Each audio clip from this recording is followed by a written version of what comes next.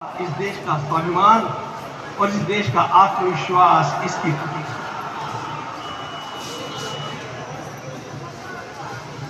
500 वर्षों की प्रतीक्षा के पश्चात यह संभव हो सका।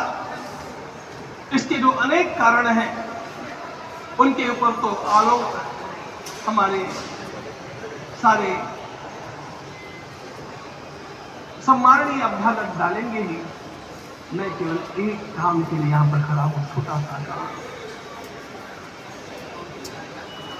कारण तो अनेक होते हैं, लेकिन अनेक कारण मिलते मिलते आखिर वे एक विशिष्ट स्तर तक पहुंच जाते हैं और उस स्तर पर कोई महापुरुष हम लोगों को उपलब्ध होता है और उस विभूति के कारण युग परिवर्तित हो जाता है। इस प्रकार का परिवर्तन लाने के लिए अपने जीवन को साधना पड़ता है और इस प्रकार जीवन साधने वाले हमारे इस देश की परंपरा के अनेक महान लोगों में आज हम लोगों को समय की आवश्यकता, युग की आवश्यकता, सनातन के अंतःकरण की आवश्यकता के रूप में हमारे सम्माननीय प्रधानमंत्री जी प्राप्त हुए हैं।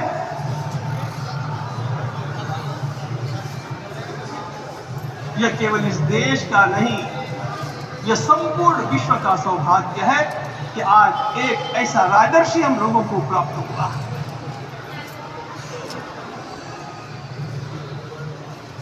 आपके मंगल हाथों से आज प्रतिष्ठा होने की बात थी, वह स्वाभाविक भी था, वो होना ही था तो। लेकिन मुझे इस बात का आश्चर्य हुआ जब मुझे लगभग 20 दिन पूर्व समाचार मिले कि माननीय प्रधानमंत्री जी को इस प्रतिष्ठा के लिए स्वयं अपने लिए क्या क्या अनुष्ठान करके सिद्ध करना चाहिए स्वयं को, उसकी नियमावली आप लिख करके भेजें।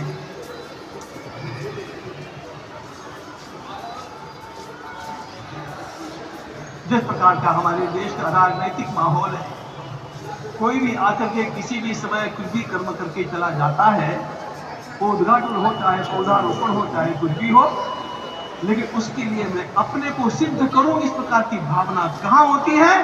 यदि किसी ने पूछा तो मैं कहूंगा कि यहां होती है।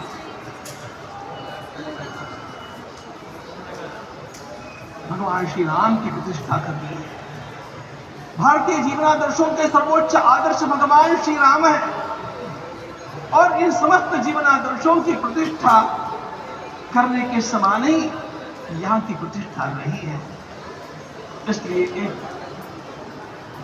महाविभूति को ऐसे लगा कि मैं अपने को भी साथ दूं। मैं कर्मणा मनसा वाचा, कर्म से, मन से और वाणी से अपने को उसके लिए शुद्ध बनाऊं, सिद्ध बनाऊं, और उसका मार्ग तप ही है।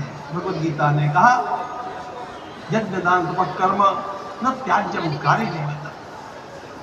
तप से ही विशेष परिशुद्धि होती है। आज मुझे आपको बतलाने समय अंतःकरण गदगद होने की अनुभूति हो रही है। मैंने तो कहा था, हम लोगों ने महापुरुषों से परामर्श करके लिखा था, आपको केवल 3 दिन का उपवास करना है। आपने 11 दिन का संपूर्ण उपोषण किया। हमने 11 दिन एक मुक्त रहने के लिए कहा था, उन्होंने अन्न का ही त्याग कर दिया। महाभारत में कहा गया है, अनशन यह सबसे बड़ा तप है, अनशन। और उसको उनके जीवन में साकार होते हुए मैंने केवल देखा नहीं, मैं थोड़ा तार्किक हूं। आपकी परम पूजनीय माता जी से मिलकर के मैंने उसको रिकन्फर्म भी किया था कि आपका ये अभ्यास 40 वर्षों का है। ऐसा तपस्वी कोई राष्ट्रीय नेता प्राप्त होना यह सामान्य बात नहीं। वे इन दिनों में हमने कहा था कि आपको विदेश प्रवास नहीं करना चाहिए, क्योंकि सांसर्गिक दोष भी आते हैं।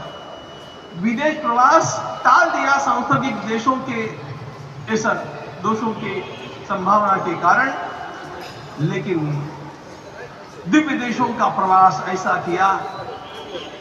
नासिक से आरंभ किया, गुरुवायूर गए, श्रीरंगम गए, रामेश्वरम गए। इन सारे स्थानों पर जाकर के वहां के परमाणुओं को लेकर के और पूरी भारत माता के हर कोनों में जाकर के मानो वे निमंत्रण दे रहे थे कि आइए दिव्य आत्माओं, अयोध्या पधारिए और हमारे राष्ट्र को महान बनाने के लिए आशीर्वाद दिए।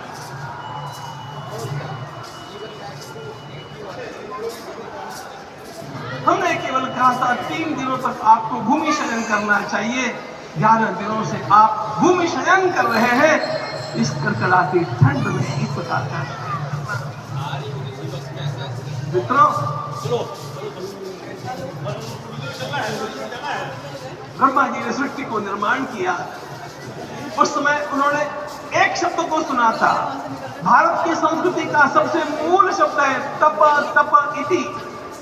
हमारे पूज्य गुरुदेव के गुरुदेव परम गुरु कहा करते थे, कांची के परमाचार्य जी महाराज, तपश्चर। मैं जब भी उनसे मिलता था वे कहते थे तपश्चर, आज तप की कमी हो गई है। और उस तप को हमने साकार आपने देखा। मुझे इस परंपरा को देखते हुए केवल एक राजा याद आता है जिसमें ये सब कुछ था, और उस राजा का नाम छत्रपति शिवाजी महाराज। छत्रपति शिवाजी महाराज। मित्रों, लोगों को पता नहीं है शायद, वे स्वयं जब मल्लिकार्जुन के दर्शन के लिए श्रीशैलम के ऊपर गए, 3 दिन का उपवास किया, 3 दिन शिव मंदिर में रहे, और महाराज ने कहा कि मुझे राज्य नहीं करना है, मुझे संन्यास लेना है, मैं शिव जी की आराधना के लिए जन्मा हूं, मुझे संन्यास लेना है, मुझे वापस मत ले जाइए। इतिहास का वो बड़ा विलक्षण प्रसंग है। उस प्रसंग में उनके सारे ज्येष्ठ मंत्रियों ने उनको समझाया और लौटा करके लाया कि यह भी आपका कार्य भगवत सेवा ही है। आज हम लोगों को उसी प्रकार के एक महापुरुष ऐसे प्राप्त हुए हैं जिसको भगवती जगदम्बा ने स्वयं हिमालय से लौटा करके भेज दिया कि जाओ भारत माता की सेवा करो।